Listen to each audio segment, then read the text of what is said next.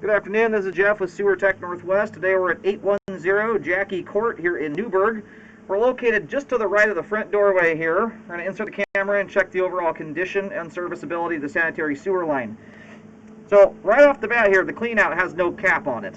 It's wide open, you've got a lot of rocks in here. Hopefully none of that junk is inside the pipe. So this just needs a cap. That's like a $3 to $5 item, not a big deal. But it's very important to get one, especially when you have this much river rock around here. We just zeroed out the foot counter there. A couple leaves fell down into the pipe, but if it's just leaves, those will clear out. That's not a big deal. And then the line transitions immediately upon access over to 3034 PVC pipe. We're going to come back and take a second look here. It looks, you know what, I think that's actually just cobwebs. It almost looks like the top of the pipe has dropped down, but it just appears to be cobwebs. But we'll take a second look here in a minute.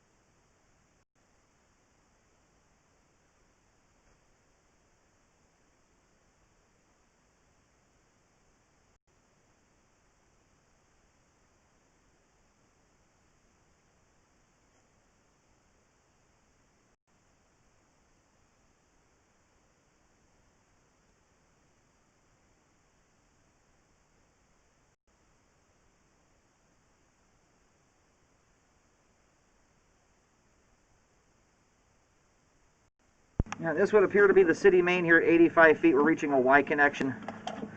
We're going to go do some locates to verify where that's at exactly while the line drains out. You do have some standing water towards the end of the line, which we'll assess here once the line is all drained out. The good thing is that it's all quite a distance out from the house, and bellies are far less concerning. For one, it's in plastic pipe, which bellies are already fairly insignificant in plastic pipe because the pipe walls are so smooth. But the further and further that belly gets out, the least likely it is to cause a problem due to head pressure. If you develop a blockage, or even can develop a blockage 50, 60, 70 feet out, by the time you fill 60, 70 feet of pipe with water, the amount of pressure pushing on that blockage often moves it through all on its own without you even realizing it. So we'll see if it ever looks like it's clogged up, and we'll see how much water is left over here when we're all said and done. All right, located the camera head successfully. The line terminates at the main out here on Jacqui Court. The line kind of heads out to the driveway or out to the roadway and then turns. And it heads over. It terminates at the main right in front of the neighbor's house, directly next door to this home or to the right of this house. That's if you're looking at the front of the home from the street. And we're pretty much, looks like, all drained out here. And you do have some standing water that persists up to the main lateral connection. That right there is only about a 1/16 of an inch of water.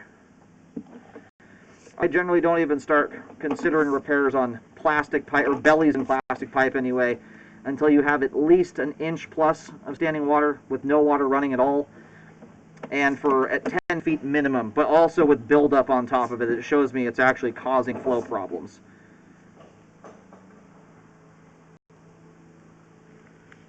We even still have a little bit of water trickling through the line here still. But everything I've seen there is way too minor, in my opinion, to recommend repairs on.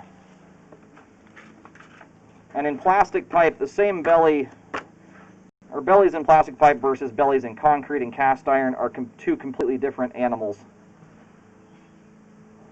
When you have rough pipe walls and water slowing things down, it's a much worse situation because the water will typically slow things down as it comes through the line, but when you have extremely rough pipe walls that also grip the debris, you don't get to take advantage of the head pressure in the same manner that this house does. So those pipe walls are smooth, they tend not to hang on to things. That's assuming that you're not creating a blockage out of a half a roll of paper towels or something like that shouldn't be going down the line. Regular toilet paper is shooting through there with very little issue whatsoever. And there's no real buildup on the only thing I'm seeing so far is kind of a black mildew growth, but no major buildup or anything that shows me it's clogging. And if a line has even clogged and backed up once in the past, the top of the pipe leading back to the house will have debris buildup scattered across it. The top of the pipe there is spotless clean.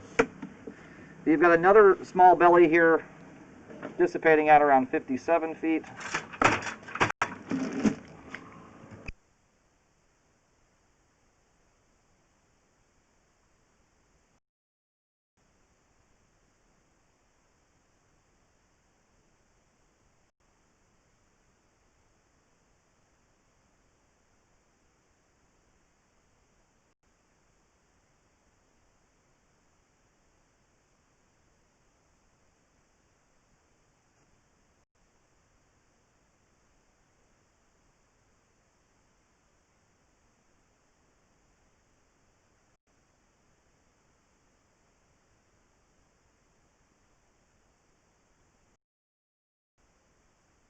Another belly there that's too minor, in my opinion, to recommend repairs on.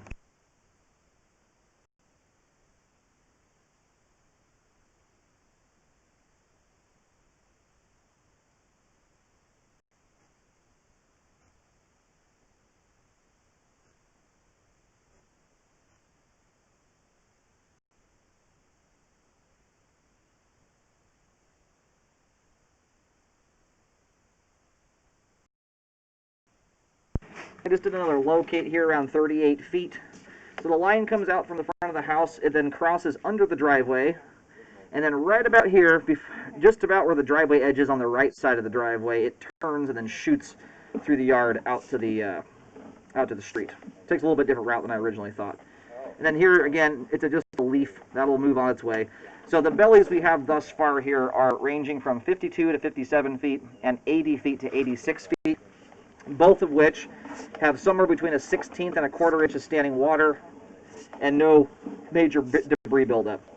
That black stuff you see on the sidewalls of the pipe, that's not debris buildup. Most of that's mildew. Anyway, those are far too minor, in my opinion, to recommend repairs on. The only stuff that really consistently hangs up in that small amount of water is if you're putting a lot of stuff down the line that shouldn't be going down there. Grease especially, when the grease hits standing water, it hardens up and tends to stick on the sidewalls of the pipe. So if you're just putting toilet paper down this sewer line like you should be doing, this line will stay debris free.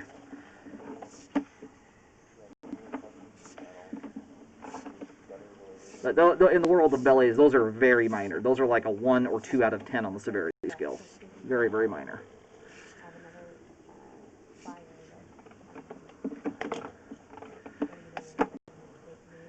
And yeah, that thing sticking across the top of the pipe, originally it looked like the top of the pipe was jutting downward like it had been damaged.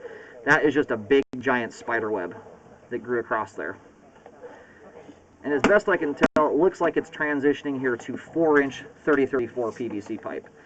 We're going to go ahead and reel the camera out of the line. We have good flow all the way out to the main lateral connection. Both the ABS and PVC portions of the sewer line we have scoped here today, both appear to be in good condition.